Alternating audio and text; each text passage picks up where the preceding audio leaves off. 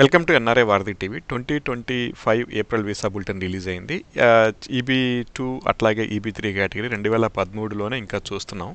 So ఓవరాల్గా ఎలా ఉండబోతున్నాయి వీసా బులెటిన్స్ ఈ కేటగిరీకి సంబంధించి అనేది మనం చాంద్ గారితో మనం మాట్లాడుకుందాం. చాంద్ గారు నమస్తే. నమస్తే కృష్ణ గారు.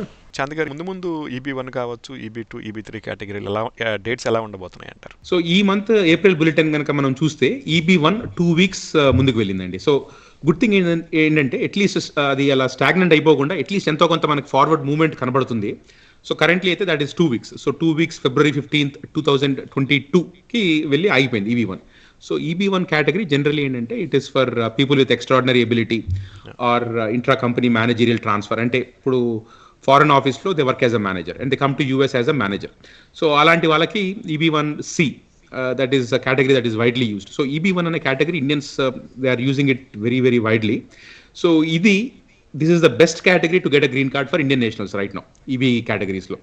సో ఇది February 15th, 2022లో ఉంది. అంటే 3-year బ్యాక్లాగ్. సో అది technically it is still a bad backlog but better than other categories. EB two, ఈబీ3 కన్నా బెటర్ కేటగిరీ. నెక్స్ట్ ఈబీ2 అండి. So EB two category is used for people with advanced degrees. అంటే advanced degrees అంటే either a masters degree or anything above a master's degree, or technically anybody with bachelor's plus 5 years of experience. So ilanti vallaki EB2 is a category anamata. So aa category lo currently January 1st, 2013 lo undadi. ఈ particular bulletin లో ఒక 1 month move అయింది. So 1 month to January 1st, 2013. So unfortunately ఏంటంటే ఈ కేటగిరీ చాలా రోజుల నుంచి అసలు ముందుకి కదలట్లేదు. Only positive news is at least ఒక 1 month ముందుకు వెళ్ళింది. బట్ స్టిల్ ఇట్స్ ఆల్మోస్ట్ మనం చూస్తుంటే 12 years backlog. So that is a huge backlog. ముందు కూడా ఏంటంటే ఇది అంత ప్రామిసింగ్ అయితే లేదండి. Will talk about the forecast in just a minute. Next ఈబీ3 category. ఈబీ3 category ఏంటంటే ఉన్నంతలో ఒక కొంచెం బెటర్గా ఉంది. అంటే compare to ఈబీ2 and ఈబీ3 seems a little bit better. ఈబీ3 ఒక 2 months ముందుకు వెళ్ళిందండి. So now ఈబీ3 is at April 1st, 2013. అంటే April 1st, 2013లో ఎవరైతే గ్రీన్ కార్డ్ క్యూలోకి ఎంటర్ అయ్యారో ఈబీ3 కేటగిరీలో వాళ్ళకి ఇవాళ గ్రీన్ కార్డ్ వస్తుంది అనమాట అండి. So that is what priority date means. So highlight కనుక మీరు చూస్తే అంటే ఫోర్కాస్టింగ్ ఈబీ1, ఈబీ2 అండ్ ఈబీ3 నెక్స్ట్ కపుల్ ఆఫ్ మంత్స్ అది మనం ఫోర్కాస్ట్ చేయాలంటే జనరల్గా ఏం చేయాలంటే మనకి 2 వీసా బులెటిన్ చార్ట్స్ ఉంటాయి. Final action chart and then ఇంకొక చార్ట్ ఏంటంటే dates of filing chart. So మనం ఏం చేయాలంటే మనము డేట్స్ ఆఫ్ ఫైలింగ్ చార్ట్ కనుక చూస్తే ఈబీ1 కేటగిరీలో కరెంట్లీ April 2022 వరకు వెళ్తుందని చెప్తున్నారు. అంటే దాని మీనింగ్ ఏంటంటే నెక్స్ట్ ఫిజికల్ ఇయర్ అంటే నెక్స్ట్ ఫిజికల్ ఇయర్ October 2025 ఆ బులెటిన్లో స్టార్ట్ అవుతుంది. సో అప్పుడు వరకు కరెంట్ ఫోర్కాస్ట్ ఏంటంటే మాక్సిమం ఏప్రిల్ వరకు వెళ్తుంది అనేది that is what department of state is forecasting. So అది చూస్తుంటే ఏంటంటే ఈబీ1 కూడా అంత ప్రామిసింగ్ అయితే లేదు. నెక్స్ట్ కపుల్ ఆఫ్ బులెటిన్స్లో అంటే మనం ఈసారి 2 weeks జంప్ చూసాం. సో నెక్స్ట్ బులెటిన్లో కూడా మోర్ దెన్ లైక్లీ ఏంటంటే 1 or 2 weeks జంప్ కన్నా ఎక్కువ చూడకపోవడానికి ఛాన్సెస్ ఎక్కువ. అలాగే మీరు ఈబీ2 చూసారనుకోండి, ఈబీ2 February 2013 చూపెడుతుంది ఇది సెకండ్ చార్ట్లో. అంటే దాని మీనింగ్ ఏంటంటే అది కూడా పెద్ద ఫాస్ట్గా మూవ్ అయ్యే స్కోప్ అయితే కనపడట్లేదు, at least from department of states projections. ఈబీ3 కొంచెం బెటర్, అట్లీస్ట్ June 2013 చూపెడుతుంది. సో నెక్స్ట్ ఫ్యూ బులెటిన్స్లో ఏంటంటే చూసినా కూడా మైనర్ మూవ్మెంట్సే చూస్తాము. అంటే very couple of weeks to a month or 2. That is probably the max that we will see in the next couple of months. October తర్వాత జనరల్గా ఏమవుతుందంటే మీకు జంప్ ఎక్కువ చూస్తారండి. సో నెక్స్ట్ కపుల్ ఆఫ్ మంత్స్లో మాత్రం అట్లీస్ట్ సెకండ్ చార్ట్ చూసిన current department of state projections చూసినా కూడా పెద్ద ముందుకు వెళ్ళే ఛాన్సెస్ అయితే కనపడట్లేదు. చాంద్ గారు, ఇక్కడ క్వశ్చన్ ఉందండి. ఇప్పుడు ఫోర్కాస్టింగ్లో మనం మాట్లాడుకుంటే సో ఈ ఫిజికల్ ఇయర్కి ఓవరాల్గా మనం 2013 జూన్ అండ్ ఫిబ్రవరిలోనే చూస్తున్నాము. సో ఈ 7% కంట్రీ కోటా కావచ్చు, ఇప్పుడున్న ఫోర్కాస్టింగ్ మనం ఈ ఫిజికల్ ఇయర్ డేట్స్ కావచ్చు 2026లో ఎంతవరకు వెళ్ళే అవకాశాలు ఉన్నాయి? ఎందుకంటే చాలామంది 2014 కవర్ అయ్యే అవకాశాలు ఉంటాయా ఫుల్ పేజ్డ్గా, లేదంటే 2015లోకి ఎంటర్ అయ్యే అవకాశాలు ఉన్నాయా అని అడిగే వాళ్ళు కూడా చాలామంది కనపడుతున్నారు. వాళ్ళు ఎంప్లాయ్మెంట్లో ఉన్న వాళ్ళు కావచ్చు, ఈ ప్రాసెస్లో ఉన్న 485 ప్రాసెస్లో ఉన్న వాళ్ళు కావచ్చు. ఎట్లా మైండ్ ట్యూన్ చేసుకుంటే మంచిదండి? మీ ఒపీనియన్ ఏంటి? చూడండి, సో ఇప్పుడు మనకి జనరల్గా ఏంటంటే ఈబీ1, ఈబీ2, ఈబీ3 ఈ 3 categories are heavily used by Indian nationals. ఒక్కొక్క కేటగిరీలో 40,000 గ్రీన్ కార్డ్స్ ఉంటాయండి every year. So every fiscal ఇయర్లో EB1 will have 40,000 green cards, EB2 will have 40,000 green cards, EB3 will have 40,000 green cards. అయితే దీంట్లో there is something called country quotas. So there is something called 7% country quota. అంటే 40,000లో 7% is 2,800 green cards. అంటే EB1లో 2,800 green cards, EB2లో 2,800 green cards, EB3లో 2,800 green cards. These are the green cards that can be given to India in general. అయితే ఈ 2,800 green cards మనం ఏదైతే అనుకుంటున్నామో అది ఇప్పుడు ప్రిన్సిపల్ అప్లికెంట్ అంటే ఇప్పుడు H1B మీద పనిచేసే employee, he will count as 1. వాళ్ళకి డిపెండెంట్స్ ఉంటారు, అంటే spouse will count as 1. Children ఉన్నారనుకోండి, కిడ్స్ ఉన్నారనుకోండి, వాళ్ళు కూడా కౌంట్ అవుతారు. సో టెక్నికలీ 2,800 అనేది 2,800 ఫ్యామిలీస్ కాదు, అది 2,800 టోటల్ గ్రీన్ కార్డ్స్. అంటే టోటల్ అప్లికెంట్స్. యా, ఇప్పుడు మీకు ప్రతి ఒక్కరికి స్పౌస్ ఉందనుకోండి, మీరు బై 2 చేసుకోవాలి, అంటే only 1,400 families for example. Children ఉంటే ఇంకా తగ్గుతుంది. సో మీరు హై లెవెల్లో చూస్తే ఎనీవేర్ బిట్వీన్ 1,000 to 1,400 ఫ్యామిలీస్కి మాత్రమే ఒక్కొక్క కేటగిరీలో గ్రీన్ కార్డ్ వచ్చే ఛాన్స్ ఉంది. ఎందుకంటే ఒక్కొక్క ఫ్యామిలీలో మల్టిపుల్ అప్లికెంట్స్ ఉంటారు, అంటే హస్బెండ్, వైఫ్, ఒక్కోసారి చిల్డ్రన్ ఇలాగా. సో ఓవరాల్గా చూస్తే unfortunately the number of green cards available to India are very very very minimal. So అదే మెయిన్ రీజన్ అనమాట. మనకేమో డిమాండ్ ఏమో there is like extraordinary demand for people are born in India. అక్కడ ఉన్నదేమో 7%లో మళ్ళీ అగైన్ ఫ్యామిలీ అందరినీ ఒక్కొక్క ఇండివిజువల్గా కౌంట్ చేస్తున్నారు. సో ఈ మెయిన్ రీజన్ వల్ల అసలు డేట్లు ముందుకు వెళ్ళట్లేదండి. అయితే జనరల్గా ఏంటంటే the thing that we can expect is spill over. అంటే ఈ ఫ్యామిలీ బేస్డ్ కేటగిరీస్లో నుంచి ఏదన్నా స్పిల్ అయినా, EB1 కేటగిరీ నుంచి ఏమన్నా స్పిల్ అయినా జనరల్గా ఏమవుతుందంటే EB2, EB3 కొంచెం జంప్ అవుతాయి. స్పిల్ ఓవర్ అయినప్పుడు జనరల్గా ఏంటంటే the most retrogress country is India. So ఇండియాకి జనరల్గా బెనిఫిట్ అవుతుంది. అయితే అన్ఫార్చునేట్లీ ఏంటంటే ఈ లాస్ట్ ఇయర్ పెద్ద స్పిల్ ఓవర్ లేదు. ఆ స్పిల్ ఓవర్ లేకపోతే కాకుండా రెస్ట్ ఆఫ్ ద వరల్డ్ నుంచి చాలా హై డిమాండ్ ఉంది.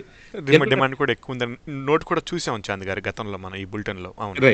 ఎందుకంటే రెస్ట్ ఆఫ్ ద వరల్డ్ కనుక డిమాండ్ లేకపోతే ఆ నెంబర్స్ ఇండియాకి వాడుకోవచ్చు. But rest of the world ఎప్పుడైతే డిమాండ్ ఉందో వాళ్ళు వాడేస్తారు నెంబర్స్ని. సో వాళ్ళు వాడినప్పుడు ఇండియాకి ఏంటంటే 7% దగ్గర స్టాప్ అయిపోతుంది. సో దానివల్ల ఏంటంటే I think the projections right now are very bad. ఏదన్నా మళ్ళీ స్పిల్ ఓవర్ అయితే తప్ప జనరల్గా ఏంటంటే డేట్స్ అట్లీస్ట్ ఈ ఫిజికల్ ఇయర్లో మాత్రం 2014లోకి వెళ్తాం అనేది it is probably pretty tough. Thank you Chand గారు. ఇప్పుడు EB2, EB3 చాలా స్లోగా ఉండే మూమెంటే కనపడుతుంది. నెక్స్ట్ ఇయర్ కూడా కావచ్చు, అట్లాగే ముందు కూడా కావచ్చు, ఎందుకంటే కంట్రీ కోటా 7% లిమిటేషన్ ఉంది కాబట్టి. సో ఇప్పుడు కొద్దిగా EB5 కేటగిరీలో కావచ్చు, EB1 కేటగిరీలో కావచ్చు సబ్మిట్ చేసుకోవాలి అనుకునే వాళ్ళకి మీరు ఇచ్చే నోట్స్ ఏంటండి? షూర్ అండి.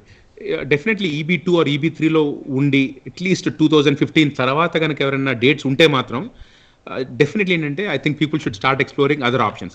అంటే మనకి ఇక్కడ EB1 ఒక ఆప్షన్ ఉందండి, అండ్ EB5 ఒక ఆప్షన్ ఉంది. ఇంకోటి there is something called cross chargeability. I just talk about it in a minute.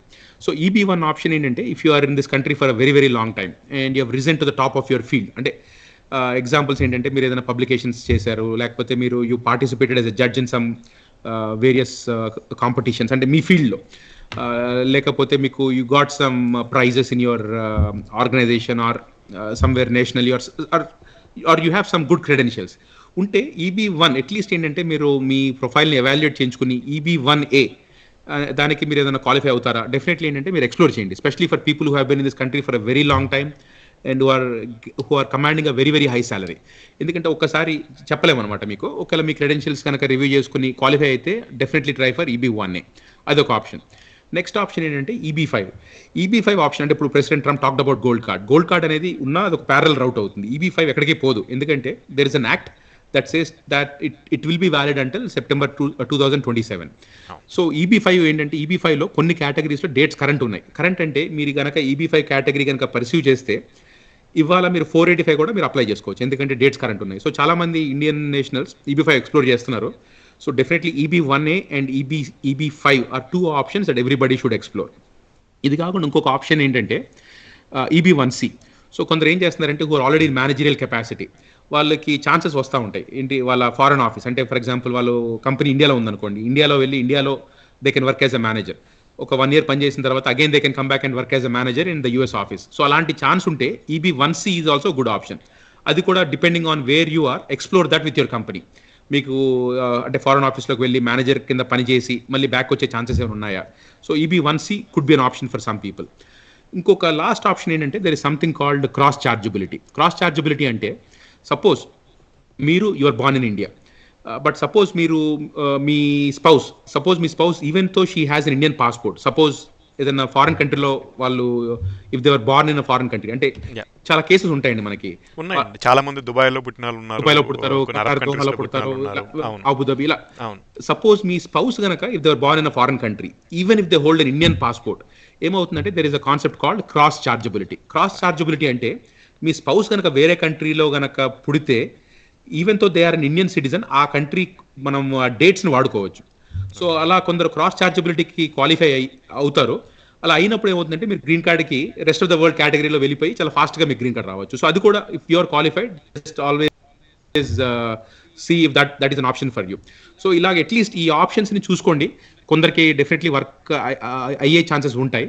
So if it works out, it's a good option. లేకపోతే మాత్రం EB2 అండ్ EB3 రైట్ నౌ అన్ఫార్చునేట్లీ ఇండియాకున్న ఆ quota limits వల్ల backlog అనేది చాలా ఎక్కువ కనబడుతుంది మనకి. ఇప్పుడు మీరు చెప్పిన దాని ప్రకారం స్లో మూమెంట్గానే ఫార్వర్డ్ డైరెక్షన్లో ఉండే అవకాశమే కనపడుతుంది. మళ్ళీ గతంలో కొన్నిసార్లు మనం చూసాం సడన్గా బ్యాక్వర్డ్ మూమెంట్ కూడా కనపడిన సందర్భాలు ఉన్నాయి. ఈసారి అట్లాంటి మళ్ళీ ఏమైనా ఎక్స్పెక్ట్ చేయొచ్చు అంటారా ఇప్పుడున్న ట్రెండ్స్లో? నెక్స్ట్ ఫ్యూ మంత్స్లో అయితే రెట్రాగ్రేషన్ అవ్వకపోవచ్చు అండి. జనరల్గా ఏం చేస్తారంటే as it gets closer to October bulletin, అంటే ఆగస్ట్, సెప్టెంబర్, జనరల్గా ఆ లాస్ట్ టూ బులెటిన్స్లో, ఎందుకంటే those are the last 2 bulletins of the fiscal year, ఏదైనా రిట్రాగ్రేషన్ ఉంటే జనరల్గా ఏం చేస్తారంటే సెప్టెంబర్ బులెటిన్, ఆగస్ట్ బులెటిన్లో స్టాప్ చేస్తారు, కొంచెం రిట్రాగ్రెస్ చేస్తారు, మళ్ళీ అక్టోబర్ బులెటిన్ వచ్చినప్పుడు మళ్ళీ ఫార్వర్డ్ తీసుకువెళ్తారు. సో నెక్స్ట్ ఫ్యూ మంత్స్లో అయితే ఉండకపోవచ్చు, కానీ ఏదైనా రిట్రాగ్రేషన్ ఉంటే అది సెప్టెంబర్లో ఉంటుంది. మళ్ళీ అక్టోబర్ వచ్చేసరికి మళ్ళీ ఏంటంటే నెంబర్స్ అన్ని ఓపెన్ అప్ అవుతాయి కనుక జనరల్లీ ఏంటంటే again they move ahead. Thank you so much Chand గారు. వ్యూవర్స్ చూశారు కదా, ప్రెడిక్షన్స్ కూడా 2014కి హిట్ అయ్యే అవకాశాలు చాలా తక్కువ కనపడుతున్నాయి చాంద్ గారు చెప్పినట్టు. So please do some homework on these dates and ఏమైనా క్వశ్చన్స్ ఉంటే కమెంట్ చేయండి, చాంద్ గారిని అడిగి వాటిపై మరిన్ని వివరాలు తెలుసుకుందాం. Thank you for watching.